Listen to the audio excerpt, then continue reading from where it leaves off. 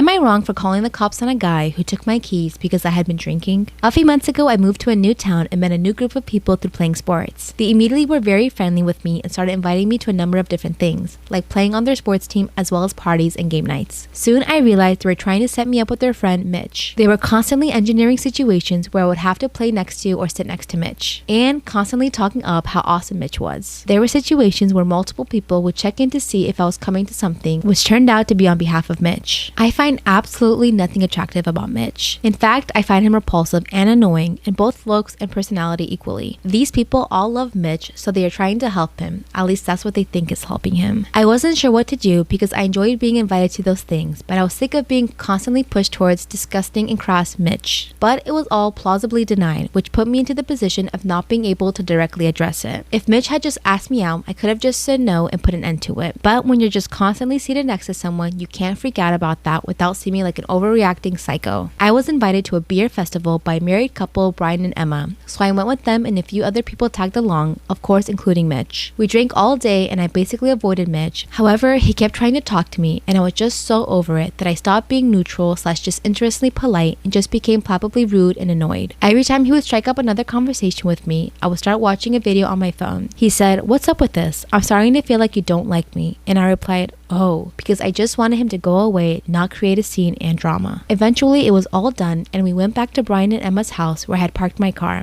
At that point, all the beer had processed through my body and I was sober. I was getting ready to leave and went to use the bathroom. When I came out, Mitch had my keys. He said he would not give me my keys back because I had been drinking all day and wasn't fit to drive. Brian and Emma said everyone was welcome to crash there and sleep over. I said I was going home and give me my keys. Mitch refused. I said I would effing walk several miles home, but my house key was on my keychain, so I would not be able to get into my house, so give me my fucking keys. Mitch refused again. At that point, I took my phone, went outside and called the cops. Everyone was shocked when the cops showed up. I told them the situation and stated my intention to drive home. They breathalyzed me and I passed. They forced Mitch to hand over the keys. I went home. Now I am bombarded with texts about how much of a psycho I am. So, am I the asshole?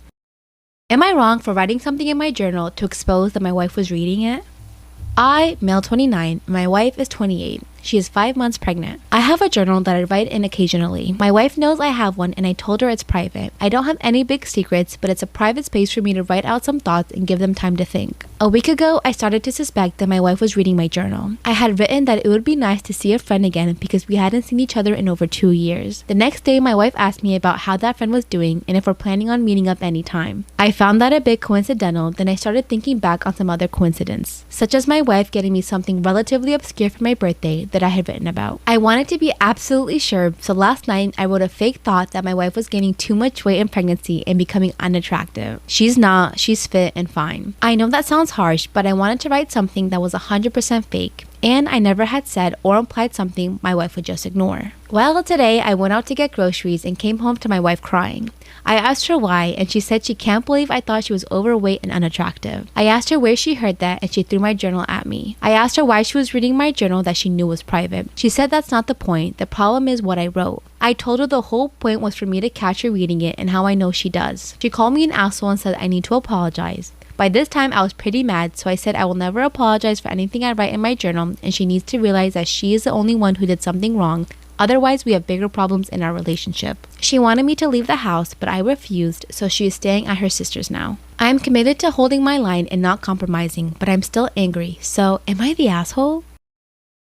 Am I the asshole for making it clear how I'm not entirely happy at my best friend's wedding during my maid of honor speech? On Saturday, my childhood best friend got married. After they got serious, our friendship changed. I know I should respect her and move on with my life, but I have to also make peace with the fact that this change does not make me feel well. The entire time of the ceremony, I was sobbing, not because I felt touched, but because I mourned our friendship. That day was the day my hopes of things returning back to what they used to be were gone. I had a maid of honor speech ready, but all of it was just a lie.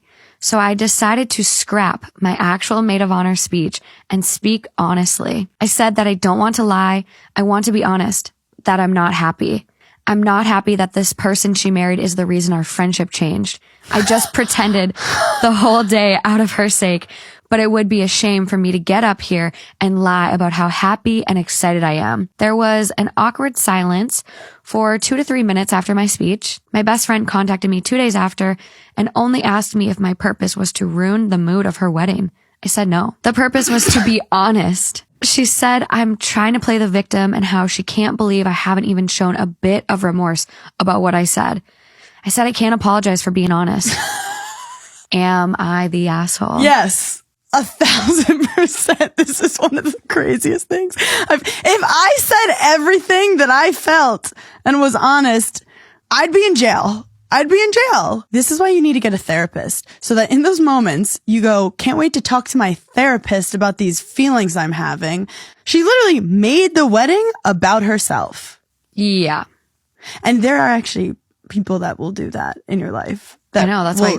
Take moments that are yours and then make it about them because they can't stand that they're not getting attention. I'm being like Sicilian right now. Okay. But like, I wouldn't talk to that friend ever again. I would never be able to get over that. I hold grudges. I really hold grudges. I think if you don't hold grudges, you're stupid. Hot take. Story time about how my grandma almost got me grounded. So a little background information, I was 14 and in 8th grade, and there was this boy that I really liked who lived like 10 minutes away from me. So the one night he asked me if I wanted to hang out, and my mom was strict about me not hanging out with people after 7 o'clock at night, especially a boy. I wasn't even allowed to hang out with boys. And my grandma, my mom, and my brother and I all lived together, and we all had our own rooms. Mine was on the first floor of the house, so I snuck out the window and I went and hung out with him. So I snuck out at around 3 and came back at around 4 a.m. And my grandma comes into my room to wake me up for school. And I guess that I had been laying on my side and my hair was like pulled up, because literally all I remember waking up to is her smacking me up out of my sleep and screaming at me because there was a hickey on my neck. She's like, I'm telling your mom whenever she gets home, your window's gonna be screwed shut. And I keep telling her it's not a hickey, so she calls my brother over. And he's like, yeah, that's definitely a hickey, because he likes to kiss her ass. Like for part 2. Part 2 about how my grandma almost got me grounded. So like I said, she's like, I'm telling your mom, and I keep telling her that it's not a hickey. And thankfully, my mom already went to work. She had work at 6 a.m. So I got on the bus, I go to school, and I'm talking to my friend and telling her about how I'm literally going to be crucified whenever I get home. And she told me about how her older sister was in like the same situation that I'm in now. So she texted her older sister asking what she did because she never got caught. And I was like, okay, well, if she used makeup, my mom's going to find out because she's not dumb. Well, apparently her older sister burnt herself with a curling iron. Yes, literally burnt herself, but she ended up getting away with it. So fast forward, I get home at around 3 o'clock and I sneak in through the back door so that way my grandma won't see that I came in the house, because she literally would have made me sit in the living room until my mom got home. So I go upstairs and I burn myself with a curling iron, which is not fun. Like for part 3.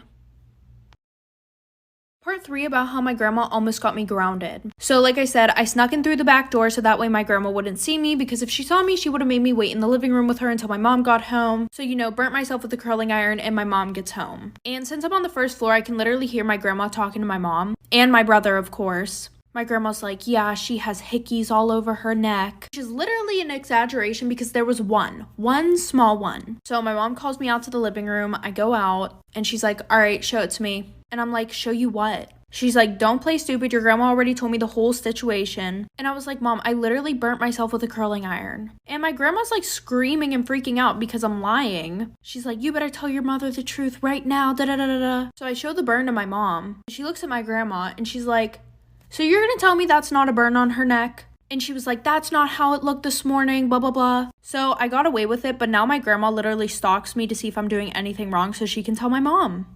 Am I the asshole for using a spray bottle to train my nephew?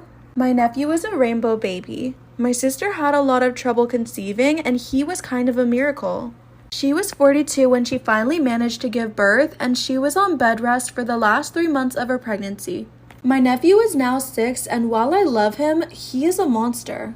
And he has a nasty habit of throwing tantrums when he doesn't get his way. He screams if he's losing a game and refuses to understand why he can't ride my 7-year-old Saint Bernard.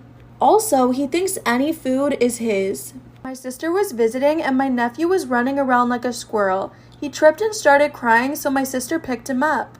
He saw the cookie container on the counter and started asking for some, but I said no, those were special cookies for his uncle.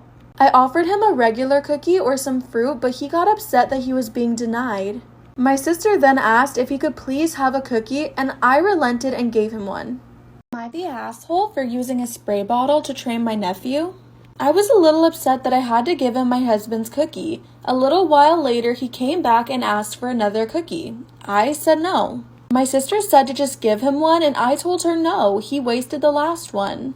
He started screaming that he wanted a cookie, and I stood my ground, and eventually he went away. Next time, he didn't even ask, just went for the container.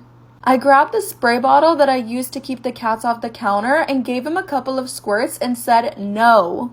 He got startled and ran away, and my sister said her son isn't an animal to be reprimanded with. Well, the next time he came into the kitchen, I put my hand on the spray bottle and he didn't even look back at the counter and went away. My sister called my parents to tell on me for treating her kid like that. Now they're mad at me for not giving in to the poor baby. So I'm just wondering, am I the asshole?